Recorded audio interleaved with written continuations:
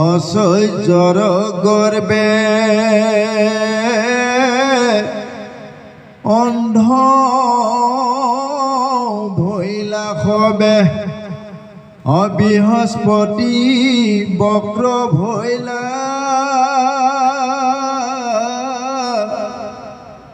এই মহাদুখে অসুৰ তহন্তে আতি পৰা ভৱ পাইলা যিটো দানৱক অজিনিয়া সকলে কৰি আছা উগ্ৰ দণ্ড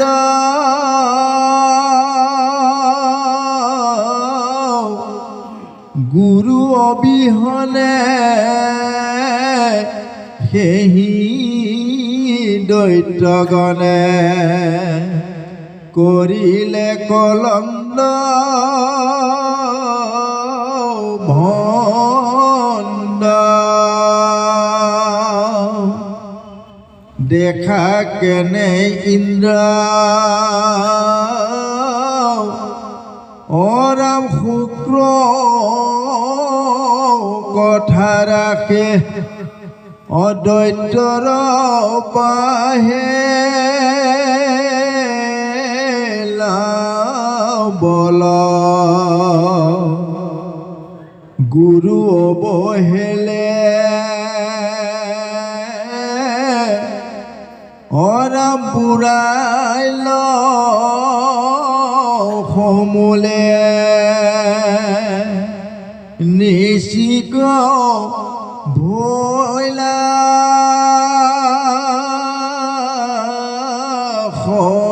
সকল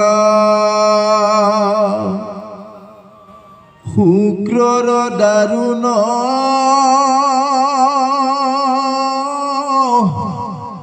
মন্ত্ৰৰ প্ৰসাদে বাহি আছে দৈত্য ছয়া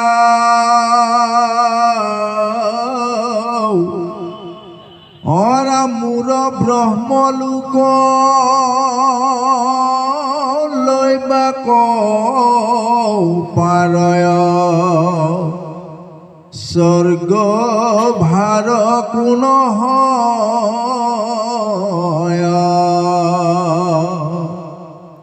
এবু হেন কৰা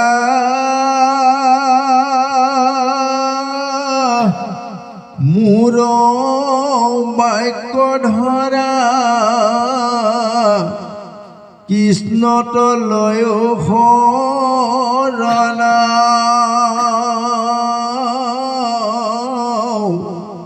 কৃষ্ণ বিনে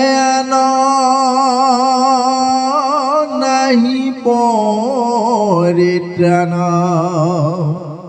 কৰিও হৰে কীৰ্তন কৃষ্ণ জয় কৃষ্ণ। দেৱতাসকল ব্ৰহ্মাৰ চৰণত পৰি কান্দি কান্দি প্ৰাৰ্থনা কৰি আছে। ব্ৰহ্মাই জানিব পাৰিলে দেৱতাসকলৰ দুখৰ কাৰণ আৰু দেৱতাসকলক সম্বোধন কৰি ক'লে, হে দেৱগণ, তোমালোকৰ এই দুখ দুৰ্গতিৰ কাৰণ তোমালোক কিন্তু নিজেই। কেতিয়াবা আমি জীৱন যাত্ৰাত বুদ্ধিমন্ত মানুহ আৰু গুৰুৰ পৰামৰ্শ নলৈ যেতিয়া কাম কিছু কৰোঁ, কেতিয়াবা আমি বিপদত পৰোঁ। কিন্তু যদি আমি কৃষ্ণক আগ কৰি কামবোৰ কৰোঁ, বিপদত পৰিলে কৃষ্ণই আকৌ ৰক্ষা কৰিব। তেওঁক সমৰ্পণ কৰা আছে যে, এইখিনিতে পাৰ্থক্যটো। ইয়াতে কৈছে, সম্বোধি বুলন্ত শুনা দেৱগণ, কৰিলাহা বৰ দুখ, কৃষ্ণত ভকত গুৰু বৃহস্পতি তানৱ হইল অসন্তোষ। বৃহস্পতিও কৃষ্ণৰ ভক্ত, তেওঁক অসন্তোষত পেলালা যেতিয়া তোমাৰতো বিপদ অহাটো নিশ্চিত যে তুমি তোমাৰ ধন টকা পইচা গৰ্বত মদমত্ত হৈ অন্ধ হৈ যেতিয়া গুৰুক অপমান কৰিলা গুৰু অন্তৰ্ধান হ'ল সুযোগ বুজি অসুৰত হন্তে আতি পৰাভৱ পাৰিলা কষ্ট পাইছে অসুৰেতো এতিয়া ৰাজ্য এৰি নিদিব এতিয়া অসুৰক খেদাই ৰাজ্যখন ল'ব লগা হ'লে আকৌ ব্যৱস্থাপনা কৰিব লাগিব কৈছে গুৰু অবিহনে তুমি কেতিয়াও এই যুদ্ধত জয়লাভ কৰিব নোৱাৰা আৰু আমাৰ প্ৰত্যেকৰে কলি যুগত গুৰু হিচাপে নাম ধৰ্ম থাকিব সেইটো মনত ৰাখিবলগীয়া কথা যদি আপোনাৰ লগত নাম আছে মুহূৰ্ততে অহৰ্নিশে যদি নাম লোৱা অভ্যাস কৰিছে আমাৰ অলপ আগত প্ৰভুজনে মোক কৈছে মেধি প্ৰভুৱে শেষত আহেনে নাহে নামটো আৰু বুলিছে কিয় নাহিব কৃষ্ণই কৈছে যে প্ৰেমে ভজে যিটো মুক সৰ্বথা হৈবেক মুকুট সিটো ইটো কোনো কথা সদায় তেওঁৰ নাম লৈ আছে তেওঁৰ লিষ্টত নামটো পৰি আছে আপুনি তেওঁৰ দৃষ্টিগোচৰত আছে আপোনাক যিকোনো কাৰণতে তেওঁ নাম মনত পেলাই দিবই যে দৈত্যসকল যে ইতিমধ্যে ইমান শক্তিশালী হৈ উঠিল কিয় জানা ইন্দ্ৰ গুৰুৰ নিৰ্দেশ মতে চলিছে জানিবলগীয়া শুক্ৰাচাৰ্যই যিটো কৰিছে সেইটোকে কৰি আছে গুৰু অবিহনে একো কৰা নাই সেইকাৰণে তোমালোকৰ নিচিনা স্বৰ্গৰ ৰাজ্যলৈ গৈ স্বৰ্গৰ ৰাজ্যৰ পৰা তোমালোকক যুদ্ধত হৰুৱাই স্বৰ্গৰ ৰাজ্য পাই গ'ল কলি যুগত আপোনাৰ আটাইতকৈ সৰ্বোত্তম গুৰুজন হৈছে শাস্ত্ৰ আৰু শাস্ত্ৰ জ্ঞান আপোনাৰ ঘৰত শাস্ত্ৰখন ৰাখক নিগম শাস্ত্ৰ যিখনে নাৰাখক আপোনাক পথ দেখাবই সংস্কৃতৰ গীতাখন ৰাখিব পাৰিলেতো সৰ্বোত্তম যিকোনো বিপদত পৰিছে যিকোনো চিন্তাত পৰিছে চকুমুদি ঈশ্বৰক ধ্যান কৰি পাত এটা মেলি দিয়ক আন্তাজ কৰি সেই শ্লোকটোকে পঢ়ক তাতে আপোনাৰ উত্তৰ সোমাই আছে ইমান পাৱাৰফুল জয় কৃষ্ণ বহুতে ভাবে সংস্কৃতৰখন অলপ টান কিন্তু মোৰ বোধেৰে অসমীয়াখনতকৈ সংস্কৃতখন বেছি সহজ আজিকালি অনুবাদ হৈ গৈছে নে প্ৰভুসকল আপুনি প্ৰেক্টিকেল কৰিব পাৰে যে আপোনাৰ মনটো বেয়া ল'ৰাটো বিপথে গৈছে বা ল'ৰাটোৰ ৰিজাল্ট বেয়া মানুহজনী আপোনাৰ লগত কথাই কথাই উত্তৰ দিয়া হৈছে কিবা এটা কাৰণ আপোনাৰ মনটো বেয়া আৰু আপুনি সংস্কৃত গীতাখন সন্মুখত লওক ভগৱানক স্মৰণ কৰক পাঠ মেলি দিয়ক খুচিমতে পাঠ মেলি যিটো অধ্যায়ৰ যিটো শ্লোক কৈছে সেইটোৱে আপোনাক এনচাৰ দি আছে যদি সেইটোৱে দিয়াত অলপ ইফাল সিফাল হৈছে ওপৰটো এবাৰ পঢ়ক তলৰটো এটা পঢ়ক তাতে আপোনাৰ উত্তৰ আছে মহাত্মা গান্ধীয়ে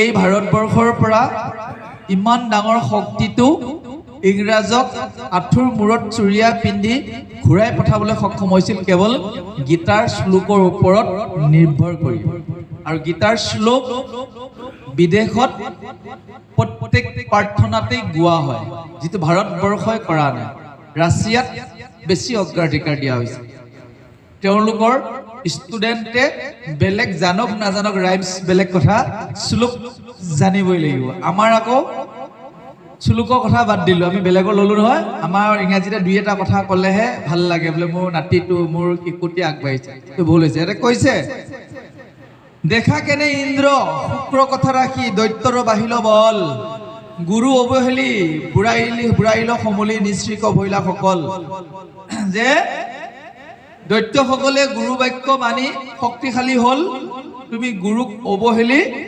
অধোগতি গলা যদি আপুনি আপোনাৰ ভক্তিৰ জীৱন যাত্ৰা আৰু সুন্দৰ কৰিব বিচাৰিছে প্ৰত্যেক দিনাই স্বাধ্যায় কৰক স্বাধ্যায় মানে যি সময়তে আপুনি দিনটোৰ সময় পাইছে সৰু শাস্ত্ৰ এখন লগত ৰাখক সংস্কৃতৰে হওক অসমীয়াৰে হওক নামঘোষ এখন ৰাখিলেই হ'ল আপুনিতো 5 মিনিটটো পাব ঘূৰি ফুৰা মানুহৰ পকেটত আপুনি পকেটত ভৰোৱা শাস্ত্ৰ এখন লৈ ফুৰক পাত মেলি দিয়ক এটা পঢ়ক হৈ গ'ল স্বাধ্যায় কৰিব লাগিব সেইজনীয়ে গুৰু যদি আপুনি নামঘোষাখনক গুৰু হিচাপে পকেটতে লৈ ফুৰে এসময়তো মোৰ লগত গীতাখন আৰু নামঘোষাখন লগতেই আছে যেতিয়া মই প্ৰথম অধ্যয়ন কৰিছিলোঁ মই এৰিব পৰা নাছিলোঁ। মন গ'লে মই লুটিয়াই চাইছিলোঁ। অসমীয়া গীতা বহুত আছে, বহুত প্ৰবচন আছে, যিখন ভাল লাগে আপোনালোকে জনা মানুহক সুধি পেলাই লৈ আহিব। নামঘোষা আৰু অনুবাদখন আনিলে বহুত ভাল। তাকে কৈছে সেইজনক গুৰু হিচাপে লওক, গুৰুৱে আগুৱাই লৈ যাব। এতিয়া ইয়াতে লিখিছে যে শুক্ৰই দৈত্যসকলক দানৱসকলক যি মন্ত্ৰ দি থৈছে, যি পদ্ধতি দি থৈছে, তোমালোকৰ ইন্দ্ৰ ৰাজ্য কিয় স্বয়ং মোক ব্ৰহ্মলোকক আহি ল'ব পাৰে। জয় কৃষ্ণ। কিমান পাৱাৰ কৈছে, শুক্ৰৰ দাৰুণ মন্ত্ৰৰ প্ৰসাদে বাঢ়ি আছে দৈত্য ছয়, মূৰ ব্ৰহ্মলোক লৈবাক পাৰয়, স্বৰ্গ তাৰ কোন হয়। তাৰটো ইয়াত ভাৰ হৈ আছে, এইটো আচলতে তাৰ তে স্বৰ্গৰ কথা বাদেই ব্ৰহ্মলোকো ল'ব পাৰে। এতিয়া উপায় মই তোমালোকক একো দিব নোৱাৰো। তোমালোকৰ হেৰুৱা ৰাজ্য উদ্ধাৰ, দুখ দুৰ্গতি নাশ কৰাৰ একমাত্ৰ শক্তিটো হৈছে কৃষ্ণ শক্তি। কৃষ্ণত শৰণ লোৱা, তেওঁক সন্তুষ্ট কৰা, পৰামৰ্শ লোৱা আৰু হেৰুৱা ৰাজ্য উদ্ধাৰ। লিখিছে এভু হেন কৰা মূৰ বাক্য ধৰা, কৃষ্ণটো লৈও শৰণ, কৃষ্ণ বিনে আন নাহি পৰিত্ৰাণ, কৰিও হৰি কীৰ্তন। অতি সুন্দৰ পৰামৰ্শ। ব্ৰহ্মাই কোৱা নাই মোক পূজা বুলি। ব্ৰহ্মাই কাক কৈছে যে তুমি কৃষ্ণক তোমালোকে পূজা। এইখিনিতে জানিবলগীয়া সৰু কথা এটা আপোনালোকক আজি জনাইছো যে আমি যি ভক্তিৰ ৰাস্তাত উঠিছো, গৈ আছো, আমি আগবাঢ়ি গৈ আছো, হয়নে? ধৰি লৈছো আপুনি 6টা চিৰি বগাব লাগে। মন্দিৰটো পাবলৈ আপোনাৰ সন্মুখত কেইটা চিৰি আছে? 6টা চিৰি আছে। এই 6টা চিৰি অৰ্থাৎ ভগৱানক সন্তুষ্ট কৰিবলৈ 6টা ষ্টেপ আমি পাৰ কৰিব লাগিব। সেইকেইটাৰ ভিতৰত অনুকূলস্য সংকল্প 1 নম্বৰ, সংস্কৃতৰ শব্দ অনুকূলস্য সংকল্প। তাৰ অৰ্থ ভকত হওঁতে যিবোৰ গুণ প্ৰয়োজন সেইবোৰ মই গ্ৰহণ কৰিম। যে আমি ভাগৱত শুনিবলৈ আহিছো, কি কৰি আহিছো? শুচিতা অৰ্থাৎ স্নান কৰি পবিত্ৰভাৱে শুদ্ধ বস্ত্ৰ পিন্ধি আহিছো, ভাল খাদ্য খাই আহিছো, অখাদ্য গ্ৰহণ কৰা নাই, আৰু সকলোকে ঈশ্বৰ মূৰ্তিৰ অনুকূলস্য সংকল্প অৰ্থাৎ ভক্তিৰ কাৰণে যি কৰণীয় আপুনি কৰক। এইবোৰৰ ভিতৰত মণিকূটটো অন্যতম। ভকত হৈছে ঘৰত সৰুকে গুৰু গৃহ এটা কৰক। প্ৰতিকূলস্য বৰ্জনম, এজন ভকতক যি আচৰণ কৰিলে সমাজে বেয়া পাব, ভগৱানে বেয়া পাব, শাস্ত্ৰই দুখ দিব, সেই কাৰ্যবোৰ আপুনি বৰ্জন কৰক। উদাহৰণস্বৰূপে প্ৰতিকূলস্য বৰ্জনম, খুব যদি আপোনাৰ খং আছিল তাক আপুনি নিয়ন্ত্ৰণ কৰিবই লাগিব। যদি আপোনাৰ লোভটো পৰিমাণ বেছি তাক আপুনি নিয়ন্ত্ৰণলৈ আনিবই লাগিব। 2টা ষ্টেপ গ'ল, অনুকূলস্য সংকল্প, প্ৰতিকূলস্য বৰ্জনম। ৰস্যস্য ইতি বিশ্বাস, কি বিশ্বাস? মই যাৰ ওচৰত শৰণাপন্ন হৈছো তেওঁ মোক ৰক্ষা কৰিব, বিশ্বাস লাগিব। সুদৃঢ় বিশ্বাস বুলি কোৱা হৈছে। আপোনালোকে ক'ত শৰণাপন্ন হৈছে? কৃষ্ণৰ। আপোনাৰ যি বিপদেই নাহক, যে সেই বিপদত আপোনাক ভগৱন্তই ৰক্ষা কৰিবই। গুপ্তত্ব বৰণম, তাৰ অৰ্থটো হৈছে 4 নম্বৰ ষ্টেপটো হৈছে যিহেতু মই কৃষ্ণৰ ওচৰত শৰণাপন্ন হৈছো, তেওঁক মই ভজনা কৰিমেই, তেওঁৰ নাম ল'মেই, তেওঁৰ ভকতৰ সংগ কৰিমেই। বুজিব পাৰিছেনে? শৰণটো লৈছো হয়, শৰণৰ লগত আমি তেওঁক ভজন কৰা, নাম লোৱাটো ভজনে। এইটো অতি কেই নম্বৰ পালো? প্ৰথমে অনুকূলস্য সংকল্প, ভক্তিৰ কাৰণে কৰিবলগীয়া সকলোবোৰ মই কৰিম। 2 নম্বৰ ষ্টেপ কি আছিল? প্ৰতিকূলস্য বৰ্জনম, যিটো কাম কৰিলে মানুহে মোক হাঁহিব, নিন্দা কৰিব, সেই কাম কেতিয়াও মই নকৰোঁ। যে আপুনি শুই উঠি স্নান কৰি প্ৰথমে কৃষ্ণক সেৱা কৰক, সেইটোতো একদম প্ৰয়োজনীয়। প্ৰথমে আপুনি কেতিয়াও নিজৰ দেহটোৰ সেৱা নকৰিব। গা পা ধুই গোঁসাই ঘৰত নোসোমোৱাকৈ চাহ তামোল খাইছে, সেয়া আপুনি নিজক সেৱা কৰিছে। ইন্দ্ৰিয় পূজা কৰিছে, দেৱ পূজা যে বুলি কৈছে, আধ্যাত্মিকভাৱে সেয়া দেৱ পূজা কৰিছে। জিভাখনৰ সোৱাদৰ কাৰণে তামোলখন খুন্দি মাৰি দিছে, গা ধুৱাই নাই। এইটো আচলতে এইটো বিপদজনক নহয়, জানিবলগীয়া কথা। এদিন মোক এজন ব্যক্তিয়ে বৰ বেলেগকৈ প্ৰশ্ন কৰিছিল। সেইটো হৈছে মানে তেওঁ, পিছত মই গম পালোঁ, তেওঁ কিবা এটা বস্তু দিবলৈ আহোঁতে হাতত দেখা পাইছিলোঁ চাধা মাৰাৰ যিটো হেৰিটো চূণবোৰ দেখোঁতেই মই গম পাইছিলোঁ এওঁত কিমান খায়, বগা হৈ আছে। এতিয়া মই তেখেতে এটা প্ৰশ্ন কৰি আছিল, গা নোধোৱাকৈ, গা ধুই কৃষ্ণক সেৱা নকৰাকৈ একো খাব নাপায়, বাৰম্বাৰ প্ৰশ্ন কৰি আছে। মই কথাটো ধৰিব পৰা, তেওঁ ইমান ডাঙৰ পূজাৰী, তেওঁ কিয় কৈ আছে, কিয় কৈ আছে? কিবা প্ৰসংগত তেওঁ প্ৰশ্নটো কৰোঁতে বেলেগ কথা ওলাল, সেই আধৰুৱা হৈ গ'ল। তাৰপিছতে মোক যেতিয়া ভোজন দিব আহে, হাতখন দেখোঁতে মই তাৰমানে এওঁ 3টা বজাত সাৰ পালে এখলা খাবই লগা হয় যেতিয়া, তেওঁ মোক প্ৰশ্নটো কৰি আছে বাৰম্বাৰ। উপায় আছিল, স্নান প্ৰকাৰ আছে, তেওঁ স্নান প্ৰকাৰটো নাজানে। অকল পানী লৈহে যে স্নান কৰিব পাৰে সেইটো নহয়, স্নানৰ আৰু প্ৰকাৰ আছে। বাৰু যা নহওক, 5 নম্বৰটো আছিলে আত্মনিক্ষেপ, অৰ্থাৎ আত্মসমৰ্পণ, চাৰেণ্ডাৰ। আপোনাৰ যি আছে সমস্ত ভগৱানৰ, যি হৈ আছিল সমস্ত ভগৱানতে অৰ্পণ কৰক। পুত্ৰ, পৰিবাৰ, ধন সম্পদ সমস্ত আপুনি কি কৰক, ভগৱানতে অৰ্পণ কৰক। 5 নম্বৰ। 6 নম্বৰ দিছে কাৰ্পণ্যম। কাৰ্পণ্যম মানে হৈছে দৈন্যতা, দৰিদ্ৰতা। হে প্ৰভু, আপুনি সমস্ত জগতৰ সৰ্বময় জ্ঞাতা। মই অকণমান জানিছোঁ কিবা তোমাৰ নাম, গুণ, পদ ইত্যাদি, কিন্তু তাৰ তুলনাত মই নিচেই দুখীয়া। তাৰ সলনি যদি বহুত জানিলোঁ বুলি অহংভাৱ আহে, সেই ইন্দ্ৰৰ নিচিনা গতি হ'ব। ইন্দ্ৰই গুৰুক কি ভাবিছে, এই তোৰ কাৰণে হোৱা নাই, আমি যুদ্ধ কৰিছোঁ কাৰণে হৈছে। যেতিয়া দেৱগুৰু বৃহস্পতি তেওঁ সভালৈ আহিছিল, আহিছে আৰু গুৰু, আমি বাহুবলেই চিনিছোঁ আকৌ অসুৰসকলক, সেইকাৰণে গুৰুত্ব দিয়া নাছিল। আৰু এই কাৰ্পণ্যতম নোহোৱাৰ বাবে ইন্দ্ৰই স্খলন হৈছিল। সদ্বিধাহা শৰণাগতি।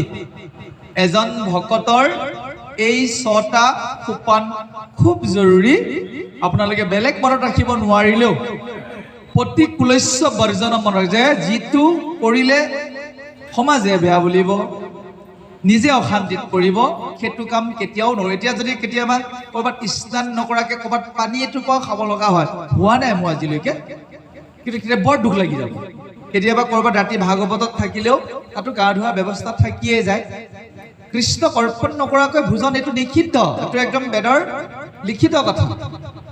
আগতে আমি কি কৰিছিলোঁ, যদি আপোনাৰ অসুস্থতা আছে, অসুবিধা নাই, যদি আপুনি পৰিৱেশ পৰিস্থিতিত পৰিছে, ট্ৰেইনত যাত্ৰা কৰিছে, এতিয়া আপুনি 5 দিন যাবত ট্ৰেইনত, তাত গা ধোৱাৰ প্ৰশ্নটো আহি নপৰে। অকণমান পানী লৈ আপুনি শুচি কৰিব লাগিব, সেইটো কথা। এইটো আপদে নিয়ম নাস্তি, সেইটো কথা কোৱা নাই।